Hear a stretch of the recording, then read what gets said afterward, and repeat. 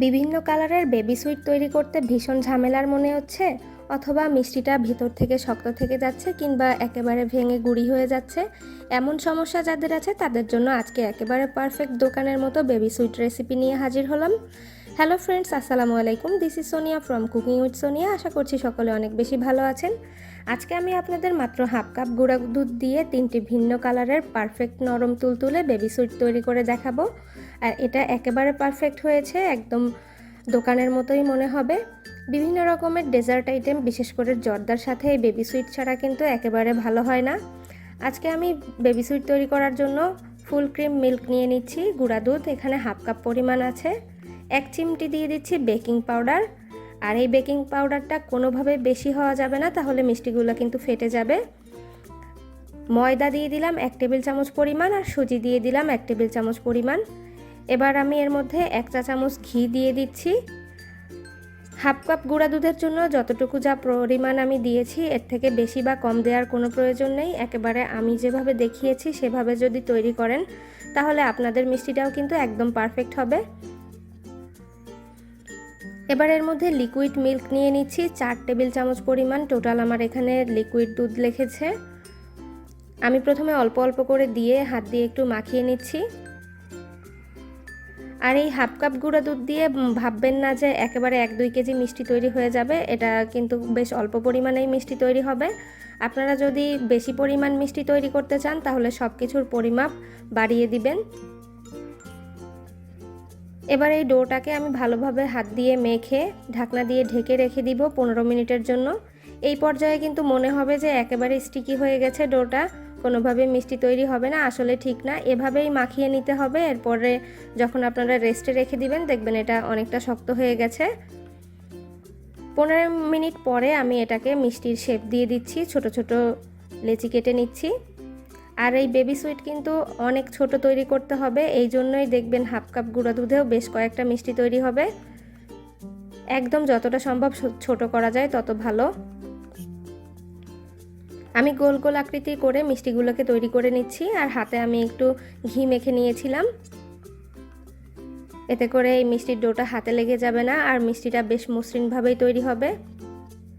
মিষ্টি তৈরি করে অবশ্যই একটা টিস্যু দিয়ে ঢেকে রাখবেন। আমি কিছু লম্বা শেপেরও করে নিচ্ছি মিষ্টি, আর কিছু করেছি গোল। আপনারা আপনাদের পছন্দ মতো শেপ দিয়ে নেবেন। এবার ডুবো তেলে এটাকে ভেজে নিচ্ছি। তেলটাকে মোটামুটি গরম হলে মিষ্টিগুলোকে ছেড়ে দিতে হবে, একেবারে পুরো গরম হওয়ার দরকার নেই। এরপর দেখবেন আস্তে আস্তে এই মিষ্টিগুলো উপর দিকে ভেসে উঠবে, প্রথম পর্যায়ে ভেসে উঠবে না। আর এই পর্যায়ে চুলার আঁচটা মাঝারিতে করে রেখেছি, একেবারে হাই আঁচে ভাজা যাবে না, তাহলে মিষ্টিটা ভেতর থেকে ভালোভাবে সেদ্ধ না হয়ে উপরে কালার চলে আসবে। এভাবে হাঁড়ির হাতল ধরে আমি আস্তে আস্তে নেড়ে চেড়ে দিচ্ছি। এই পর্যায়ে কোনোভাবেই খুন্তি বা স্প্যাচুলা দিয়ে নাড়াচাড়া করা যাবে না, তাহলে মিষ্টিটা ভেঙে যেতে পারে। দেখুন সবগুলো মিষ্টি উপরে ভেসে উঠেছে।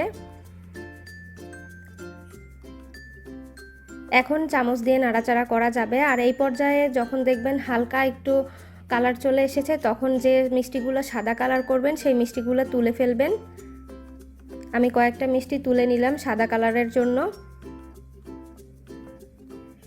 এরপর বাকিগুলো আমি গোলাপ জাম যে কালারের তৈরি করি সেই কালার করে উঠাবো, একটুখানি ডিপ করে নিব কালারটা। 3 কালারের মিষ্টির জন্য কিন্তু আপনাদের আলাদা করে ডো তৈরি করার কোনো প্রয়োজন নেই। এই একই ডো দিয়ে আমরা 3 কালারের মিষ্টি তৈরি করে নিতে পারছি। এখন আমি গোলাপ জামের কালার যেটা, সেটার জন্য মিষ্টি তুলে নিচ্ছি কয়েকটা। আর বাকি মিষ্টিগুলোকে একেবারে ডার্ক কালার করে আমি ভেজে নিব, যেমন আমরা কালো জামের কালো কালারের মিষ্টিগুলো খাই সেরকম কালার করে নিতে হবে।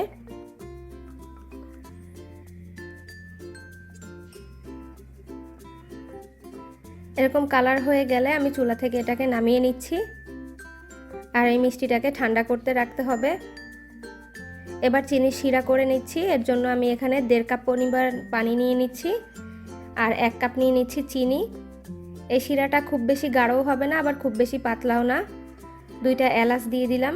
শিরাটাতে একটা বলক চলে আসলে আমরা মিষ্টিগুলো ছেড়ে দিব। আর মিষ্টিগুলো যেন একটু ঠান্ডা থাকে, একেবারে গরম যেন না থাকে, কুসুম গরম থাকলেও চলবে। এবার ঢাকনা দিয়ে ঢেকে আমি 15 মিনিট এটাকে সেদ্ধ করব। 15 মিনিট আমি একই রকম চুলার আঁচটা রেখে সেদ্ধ করতে হবে। মাঝখানে 2-1 বার একটু এভাবে চামচ দিয়ে নেড়েচেড়ে দিতে পারেন। মিষ্টিগুলা গোল থাকার কারণে একা একাই এটা উল্টে পাল্টে নিবে। মিষ্টিটা এখন প্রায় হয়েই গেছে, অনেকটা ফুলে উঠেছে মিষ্টিটা। আমি একটা মিষ্টি তুলে একটু পানির মধ্যে ছেড়ে দিচ্ছি, যদি এটা ডুবে যায় তাহলে বুঝতে হবে মিষ্টিটা হয়ে গেছে। এটা ডুবে গিয়েছে, তার মানে আমাদের মিষ্টিটা ভিতর থেকেই কুক হয়ে গেছে। এখন আমি চুলার আঁচটা বন্ধ করে ঢাকনা দিয়ে ঢেকে কমপক্ষে 2 ঘন্টা অপেক্ষা করব। এতে করে মিষ্টিটা খুব ভালোভাবে শিরাটা টেনে নিতে পারবে। আপনাদের হাতের কাছে সময় থাকলে এটা সারা রাত আপনারা এভাবে ভিজিয়ে রাখতে পারেন চিনির শিরায়। মিষ্টির দোকানে কিন্তু সারা রাতই মিষ্টিটা এভাবে ভিজিয়ে রাখে। আর দেখুন কতটা শিরা টেনে নিয়েছে, মিষ্টিটা অনেকটা ফুলেও গেছে। ব্যাস, দেখলেন তো কত সহজে আমাদের আজকের এই হাফ কাপ গুঁড়া দুধ দিয়ে এতগুলো মিষ্টি তৈরি হয়ে গেল।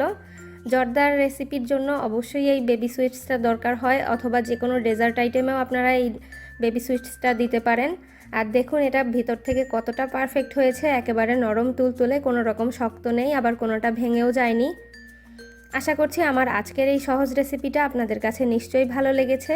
আর ভালো লেগে থাকলে অবশ্যই লাইক কমেন্ট শেয়ার করতে ভুলবেন না। দেখা হবে আরও নতুন কোনো রেসিপি নিয়ে নেক্সট এপিসোডে। ভালো থাকবেন ততক্ষণ সকলে।